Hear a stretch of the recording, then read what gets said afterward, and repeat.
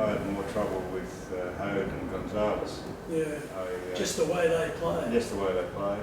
And Hode on his day was probably the best player I played. Yeah. But he'd have off days when his timing was a bit off, and then you knew you were in with a chance.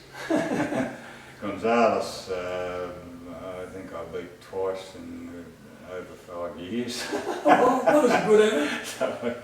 But Ken, I had a bit more success with Ken. Well, you were more a stroke player from the back, weren't you? Yeah. Would that be correct? So different players, you know, I know from Kenny Fletcher telling me that there's different players you know you can't beat and players you know you can beat. Yeah. Would you say that? Yeah, that's correct. It depends on the style of play, I suppose. Yeah. So, it must have been an incredible disappointment to have to give up the game that was your life when you were 25 or something. Yeah, 26. 26, Yeah, it was. I was a bit lost for a while, and but you know, I realised I had to do something. Yeah, so you started building tennis courts? That was a bit later. Later, yeah, I went to QUT and did a real estate valuer's course and got a real estate licence. Yeah.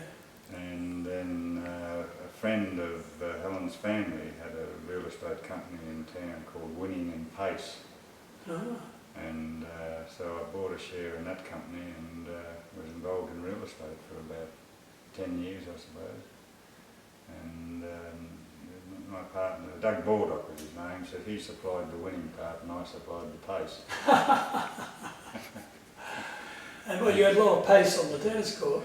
Well, we did okay in the real estate game. So you then started building courts, and you built a beautiful tennis centre in Brisbane at Castledine, a really big one with a championship court, size court. How many courts were there? There were 14. 14, yeah. I remember writing an article about it called Coop's Court. Yeah. And so you had a Helen and several children at that stage, and you had a big opening, I remember, and the Prime Minister of Australia was coming. That's how important you were, and Malcolm Fraser, and I can remember that you invited a few hundred people, and I was one of them, and a helicopter hovered over, which you didn't see much in those days, and came in and landed at the courts, and everyone thought, the Prime Minister's here, the Prime Minister. And out jumped Stefan, the Brisbane hairdresser, with a rake.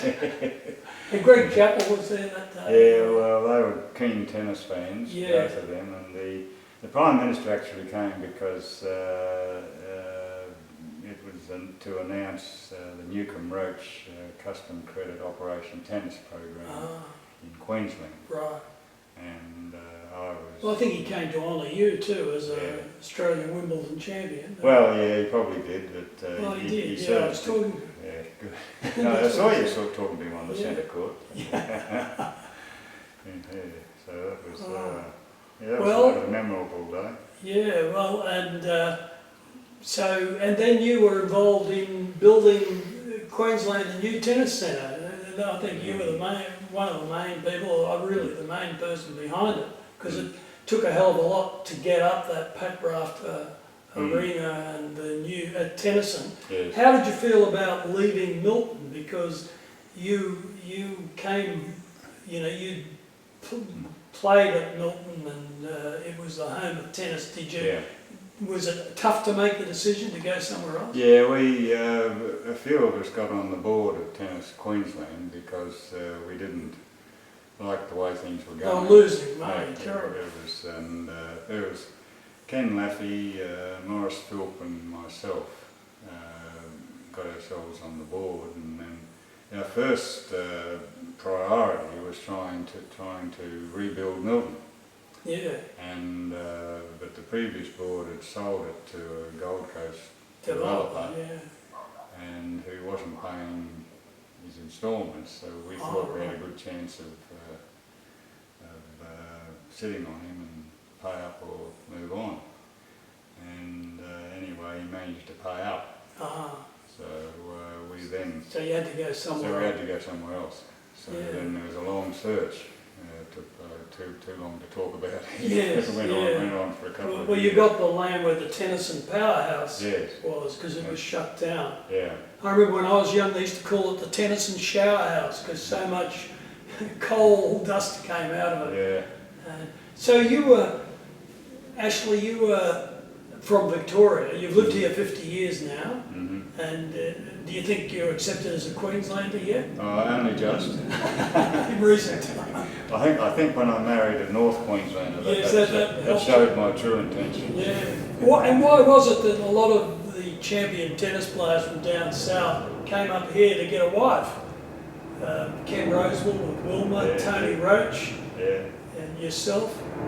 Were the Queensland girls? The Queensland girls were better, I guess. Yeah. Good comment. Okay, Ashley, well, lovely to talk to a bloke who won Wimbledon when he was 21. Thank you.